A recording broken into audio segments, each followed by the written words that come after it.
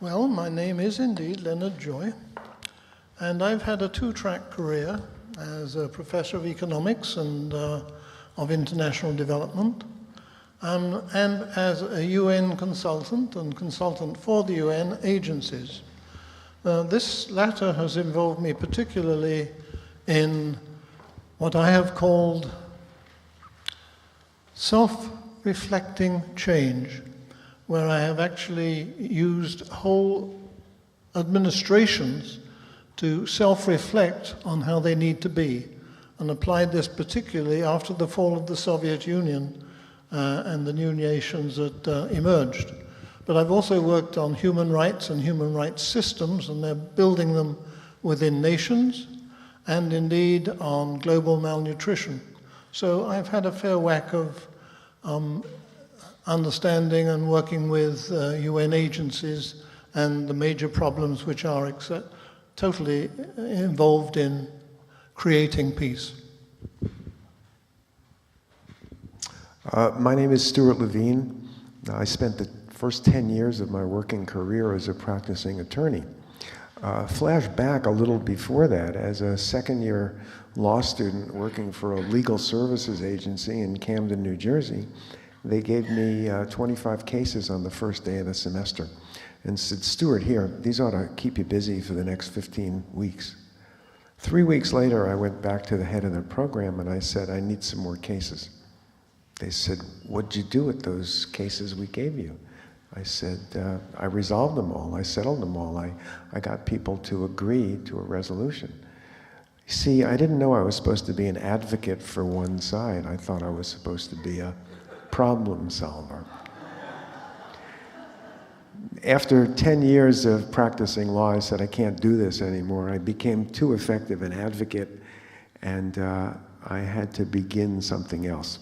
I spent 6 years inside of AT&T as they were going through massive changes in the early 1980s, and I studied divorce mediation parallel track.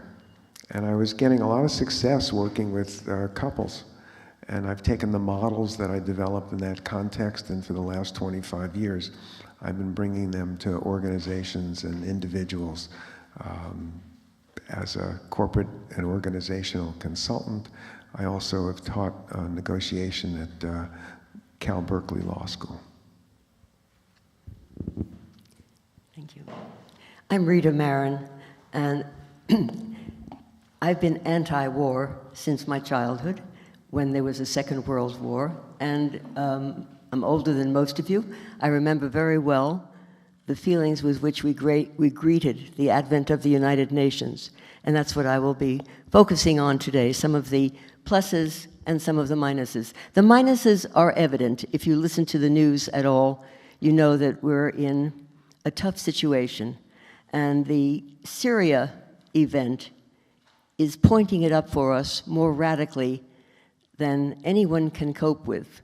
And I'd like to, when I give a little more talk about an area where there has been progress, actual movement forward, and that has to do with half of the world's people being women. This is not a glib, trite phrase. I have tracked this since I went back late in life to do a doctorate and have been teaching international human rights law at UC Berkeley, and wasn't sure at the beginning whether international human rights law and women's human rights were all the same thing.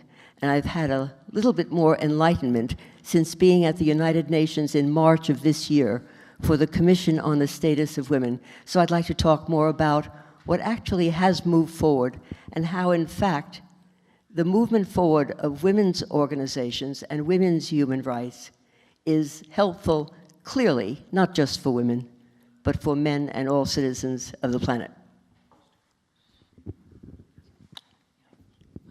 You want to make a couple points now about your thing, and each one of you can make your couple points, and then we'll go into discussion.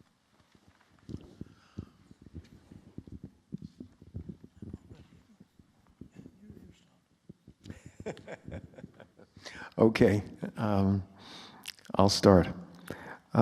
Thinking about coming here today reminded me of an experience when I was working on the second edition to a book I wrote in 1998 that my publisher tells me is a bestseller.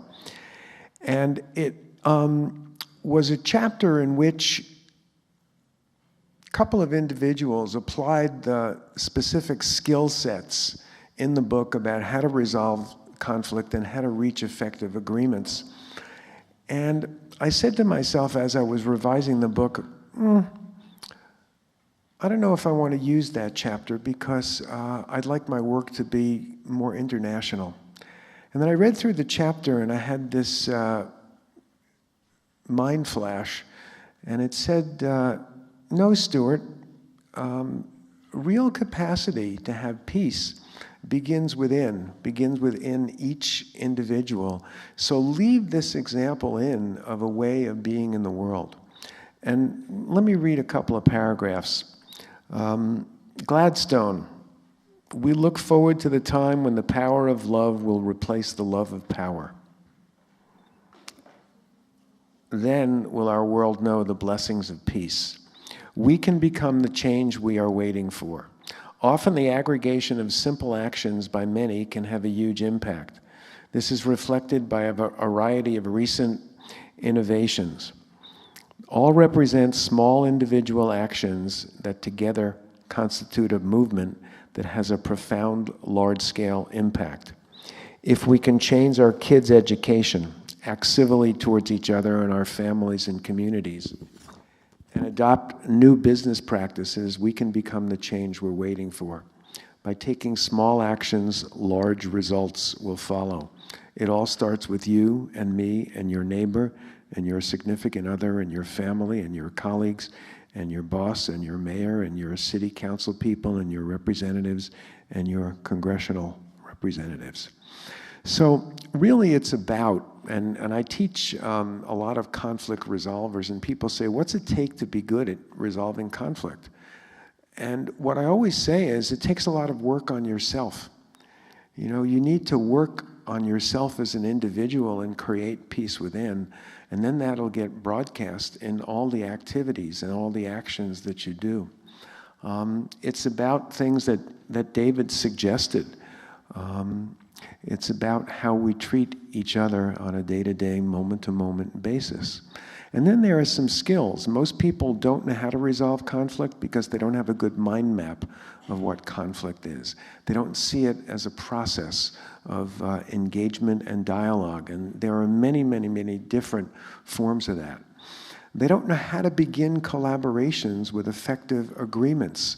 What is it that we are up to? What is it that we're doing together?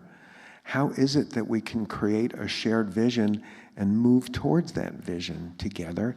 And how do we resolve the conflict that comes up along the way? These things are all critical. As David was speaking, I had a couple of insights. First of all, this notion of that Gandhi taught us, that how many people does it take to create a war? It takes two. Two people choose to fight each other. And how many people does it take to create peace? It takes one person who chooses not to engage and not to continue the battle. Keep peace. Our government representatives currently are acting in a way that's essentially insane. They're taking an insane act and they're going to add more insanity to it. And if we keep on doing what we're doing, we'll keep on getting what we're getting. It's time at some point in time, and this is where, you know, the president who won the Nobel Peace Prize is just way off track and needs to be woken up, hopefully by the citizenry of this country. Culture. We talk about cultural change. What is culture? Culture is the spoken and unspoken agreements that bind a people together. It's the core and the fabric of relationships. We need to have a better way of building those relationships and a new common set of agreements that bind us together. It's beyond religion, it's beyond politics, it's at a level of humanity. David mentioned the word covenant. The agreements that I like to see are a little different than the agreements I learned in law school. In law school, I learned that it was very important to have a meeting of the minds. But from a guy named Max Dupree, who is a great business and spiritual leader, I learned that you need to have covenantal agreements. You need to have meeting of mind and meeting of heart. If we can do that and develop high-performance collaborations, we will have a whole lot more peace in the world. Thank you.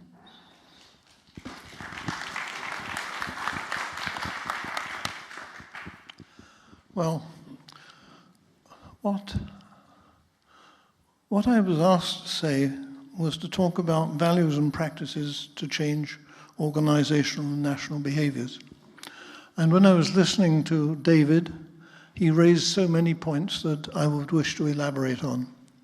What I had done is, in fact, prepare notes beforehand on these things. So what I'm going to do is to talk about those notes, and you will see the resonance there is with what David has had to say. So I have 5 minutes, and I can only give you the headings of the things I would say if I had more time. So these are the points I would wish to make. I'd first note the dominant influence of the United States on the state of the world. I would explain how I see US foreign policy aiming to realize security and control based on a strategy of militarization. I would note how the Pentagon dominates foreign policy with an annual budget 20 times larger than the combined budgets of the State Department, USAID, and US contributions to all international organizations. I would note how US military spending accounts for nearly half of all global military expenditures, that it exceeds the spending of all potential US adversaries combined. I would make the case that these militarized approaches cost lives, waste dollars, damage the environment, and fracture the global relations, and that they also fail to accomplish their stated goals. I would advocate for moving to a leadership stance of participating creatively, facilitating mutually supportive interdependence. I would argue that it would mean supporting nuclear-free zones. It would mean ratifying the Comprehensive Nuclear Test Ban Treaty, ratifying the Mine Ban Treaty, and ratifying the Convention on Cluster Munitions. It would mean leading, not impeding, efforts toward a new global arms trade treaty. It would mean supporting international agreements to demilitarize space and cyberspace. It would mean a commitment to uphold and expand international law, especially to actively support, not obstruct, expanding the mandate of the International Criminal Court to include the use of force as an international crime. It would mean that diplomats, not the military, would be the primary faces for US engagement in the world, and that we would significantly reduce our military presence by closing military bases. That we should be out front in supporting for the UN and its agencies, that we would provide leadership and cooperation to strengthen the human rights mechanisms of the United Nations, and we would consistently apply the universal principles embodied in the Universal Declaration of Human Rights. It would also mean that we would sign and ratify the UN Convention on the Rights of the Child, and CEDAW, the Convention on the Elimination of All Forms of Discrimination against Women. I would then go on to explore what is driving our present stance. Do we not see that our response to fear, our ubiquitous military presence, our use of drones, actually creates a growing cycle of fear and militaristic response? I would ask, do we not see what interests drive decisions to spend on more and more and more advanced military equipment. I would offer a list of things that need to be questioned and changed to make progress possible. I would review the considerations that drive the Pentagon budget, the interests of members of Congress, their unspoken needs, the need to satisfy their constituents by providing jobs and local taxes, the need to satisfy lobbyists on whom they depend for funding for re-election. Beyond that, I would lay out the need to change the funding of elections, indeed, the whole political electoral system, and the role of the media. I would then discuss what this implies about needed shifts in values and the worldviews from which they stem. I would talk at length in the need to move, to develop, to mature our culture from a managerial view of the world to a facilitative, collaborative view of the world. This is the shift that we call the Great Transition, the transition that takes us from an I-me focus to a we focus, to the sense of common good, where means are congruent with ends. I would speak about the shifts in values that this requires and the preconditions and dynamics of such a shift, and that will be quite a long lecture. Shifts that are needed to change our current foreign policy strategy and practices. I would note that all this implies the evolution of our governance system, the advance of, indeed, the return to democracy, and a further evolution of the global economy and its relation to government. I would argue that what is needed is the development of a major public constituency of moral suasion, like those that led to the delegitimization of slavery and apartheid. I would argue that our task is to become aware, concerned, and committed to becoming this constituency, and to see others, as David says, as friends. I would offer this in a conversation to discern how we are and how we need to be and to act toward the realization of peace. And I leave you with a thought. We need the courage to face what we are doing in the world and to act responsibly to change it. Those words are from Daniel Ellsberg.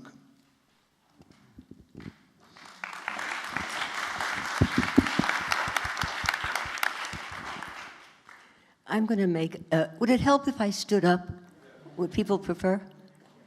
Yeah, okay.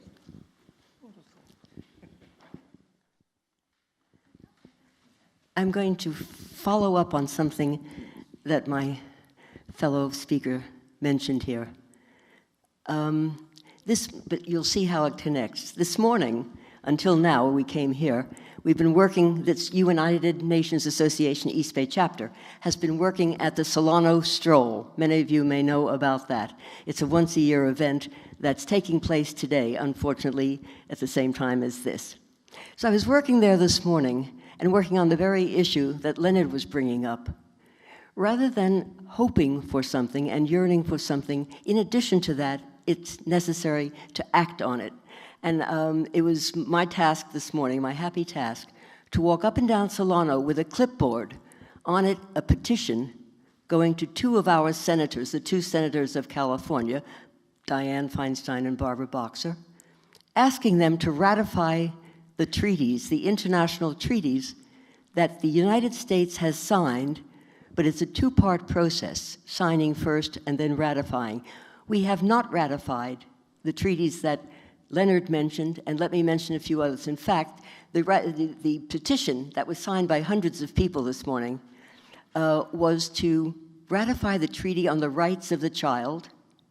Footnote, we are the only country out of 194 member states of the United Nations, 193 have ratified the Convention on the Rights of the Child.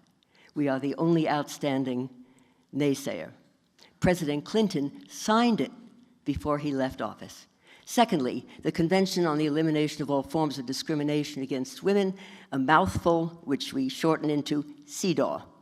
And that treaty is well proposed by Senator Boxer. Since 1994, she has been holding hearings in the Senate for the simple purpose of ratification. There have been hearings 3 times, including with Senator Biden before he became vice president, and including with John Kerry before he became Secretary of State. And in each case, the Senate did not ratify. There are several others, I'll just mention them so you know what's cooking on the books of the United Nations. One of them is the Treaty on the Protection of the Rights of Persons with Disabilities. Another is a treaty on the protection of migrant workers and their families. And another is a treaty to protect against enforced disappearances. Those of you who remember the terrible wars in the 80s, 90s in Central and South America know what I mean about disappearances and how that went from being a descriptive term to a noun, a disappeared person. So we were asking our constituency, and there's a clipboard at the back. When you're leaving, please do sign your name on. There are a couple of clipboards around. Sign your name. We take these lumps of paper to the offices of our senators and our members of the House at least twice a year here in the Bay Area, and we make the trip to Washington in order to ask for support. Now, we're fortunate in this community. We have support. What do we do with the fact that we have support? We don't trade on it. We ask for advance on the actual ratification, which has not yet taken place. So we're very active here and in Washington. Coming back to what I was hinting at before, when I'm going in to talk about the Convention on Women's Rights, I confess, until this year, gone in thinking, there's this whole body of international human rights law, which I went back to school and studied in my 50s and 60s, and first taught at UC Berkeley at the age of 62. And there are these women's treaties, which I'm not as comfortable with until this year. How did this happen? I was asked to be a delegate at the UN in New York. Every year, the Commission on the Status of Women, which is a functional body of the United Nations called for in the Charter, it meets annually. So this was the 57th annual meeting of the Commission on the Status of Women. And there it all came together. There were at least 6,000 non-governmental organizations there with thousands of representatives talking about women's rights as human rights. Hillary Clinton said that first. She was the one who, in 1995, at the Women's Conference in China, said, women's rights are human rights, and human rights are women's rights. And we all nodded our heads and said, of course. Didn't go down so easily with a lot of governments. The fact that women's rights and human rights are equal didn't hit home with the governments around the world. It still may not have under certain religious and cultural traditions. What we're saying now is, and our present representatives to the UN, Samantha Power, who is a powerhouse, who wrote the definitive book on genocide, she is representing the notion that human rights are across the board. And what I have come to understand more thoroughly since attending this meeting with these thousands of women and men earlier this year is that if we don't understand the seamlessness of the rights of all people, then we are lacking fundamentally in an understanding of the human condition, of respect for each other, and also it slows us down terribly in working for the kind of peace, equity, and harmony that the United Nations was established in order to create among us. And here in this community, after Solano Stroll and here again now, I'm convinced we have a constituency that's ready to say, it isn't enough to just wish for them. We really have to put our shoulders to the wheel, do some work, get out there. We have lots of young, middle-aged, and old people working together in order to accomplish the fundamental goal of the United Nations, which is, number one, international peace and security. That's the main function of the United Nations. They do that through human rights. okay? We are now going to make a stronger push to make sure that international peace and security can take place with all citizens of the globe working together. The women who are now the object of the World Bank, for example, which sees the benefit in giving grants to women. I see my time is up. All of those issues that have taken place, economic sustainability, environmental changes, global situations, women and men must work together, and we all are equally entitled to do so. And I hope we can get some of you to join us in some of our work with our senators and representatives to put the point, we need the action now. Thank you.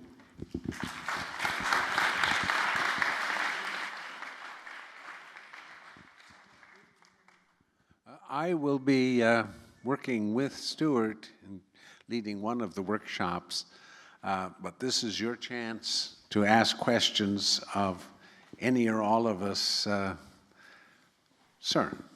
I have two questions. My first question is that in addition to having these very important meetings and panel discussions, what can we do to move UN quickly and effectively to stop the self-aggrandized policemen of the world, USA, to take military action about another country on the alleged crimes that that has committed by using chemical weapons. So what can we do that UN moves faster and quickly before USS takes any steps? And my second question is that everyone has spoken about peace of mind, peace starting from within. Is it possible that the leaders who take us to a war, for example, right now, the Assad family or Assad himself in Syria, how they can have this internal peace started? Is there any way we can help them? Wow. I'm glad it was a simple question. I'll start with something that I live by in my teaching. The best is the enemy of the good. You would love to have a quick, easy answer that would give us peace in Syria and a UN that helps the US find an appropriate role. We're not going to get that tomorrow. But we can make our elected representatives aware of our feelings. We can support the organizations that are working for peace. We can support individuals who are working for peace or work against individuals who we believe are leading to violence. Will it solve the problem tomorrow? No. But unless we all get down to work, sign petitions, write letters, give money to the people that we believe are advancing peace, we'll have this same question and same answer 10 years from now.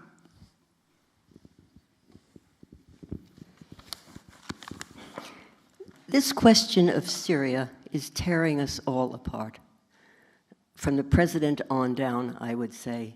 And we still don't know what's going to happen in his speech on Tuesday. Do we agree that nobody in government is clear which way we're going and what the emphasis will be? So we've thought it through on the grounds of what is this country committed to doing?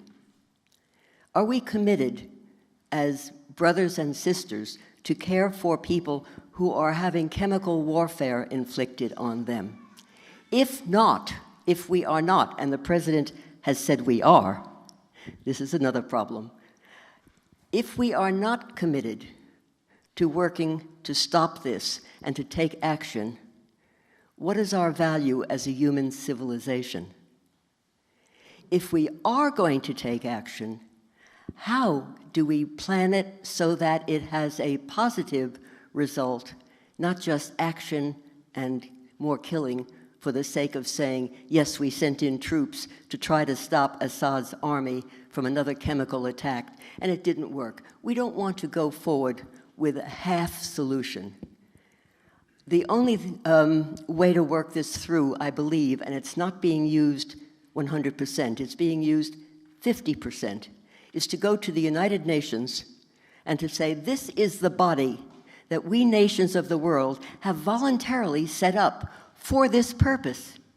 We put this together in 1945 because we didn't know another way whom to trust. How could we do it individually, unilaterally? So we are a grouping, a big organization. The Secretary General, Ban Ki-moon, has been trying to utilize the forces that he has in the struggle in the Middle East and in that area of the world. He cannot do it on his own. The UN, it's not that it doesn't wish to be more powerful. That's not the nature of the beast. It doesn't have a will. It doesn't have a mind. The UN operates through the wills and minds and legislatures of the member states. We are a member state. We are saying we want to see something done.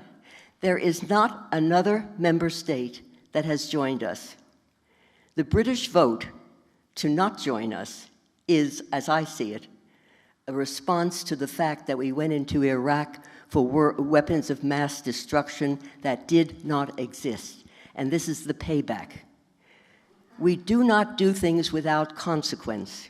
What we do at this point will have the greatest consequences for the people in Syria who are fearful of another attack and the devastation. It will have a tremendous effect on this country because we are becoming demoralized by neither doing something or doing nothing or not knowing how to do something effectively. And I will add also, as one who has studied the United Nations and worked with it for a long time, this could be a terrible pull-out blow for the United Nations if indeed it is not further utilized. There are UN inspectors. They have done their inspections. We've seen their pictures. Why have we not seen it in mass distribution? Why does not this country or any other country say, okay, the chemical inspectors have done their tests. It's going to take us another 2 weeks to find the results. Well, maybe so. Maybe US, maybe France, maybe Germany with our advanced technology in that area. Maybe we could say, let us help you. We don't have to wait 2 weeks. Let's find out, were there chemical deaths caused by chemicals, etc. We could be more forthcoming. We are not. I don't know how to make it happen. I suggest that the UN, as the third party, set up for that purpose.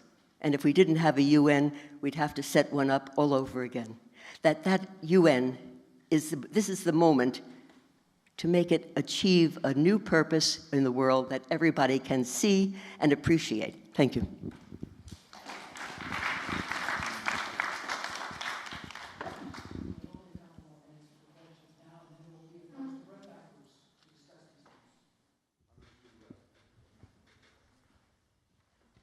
Sorry, who are you?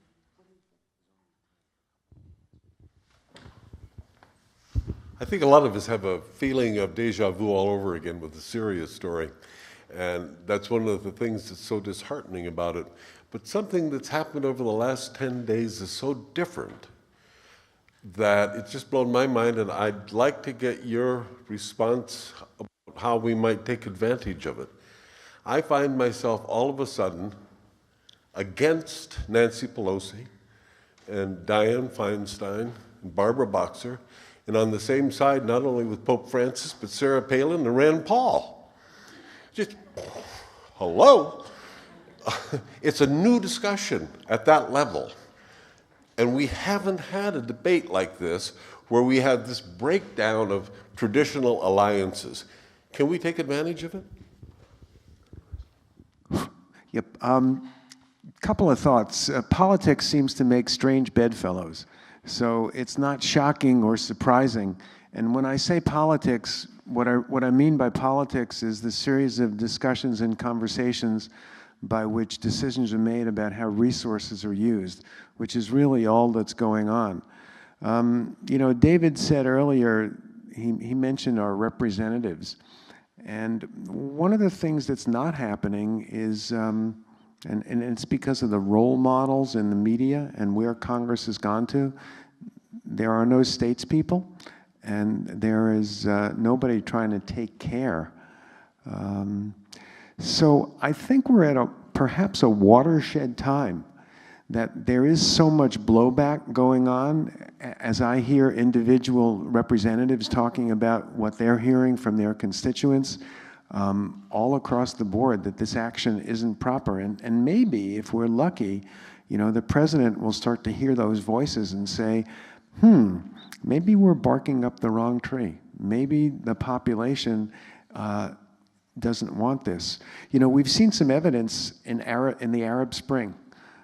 We saw what happened in Egypt. They threw one guy out, and then somebody was able to be elected and wasn't acting properly, and he got thrown out also.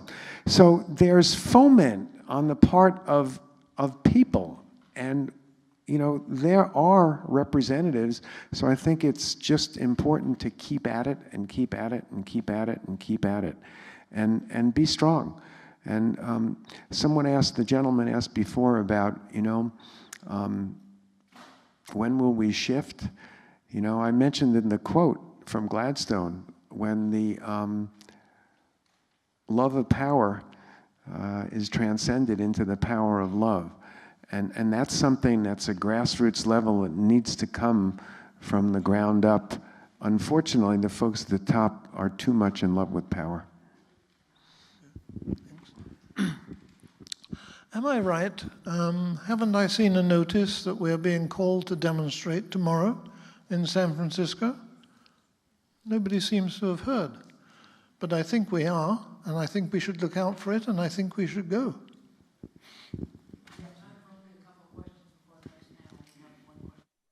Hi, I'm Sarah McCune. I'm a second-year MDiv, Master's in Art and student here at the Pacific School of Religion, and I want to raise the question of how we can recommit to the youth. I think my generation in particular is disenfranchised with bureaucracy. We'll go and we'll show up at the rallies, we'll hold our signs, but we're scared to approach the United Nations because we've had a past history of not being heard within the UN. So I'd like to hear more conversation today about how we can recommit to our youth.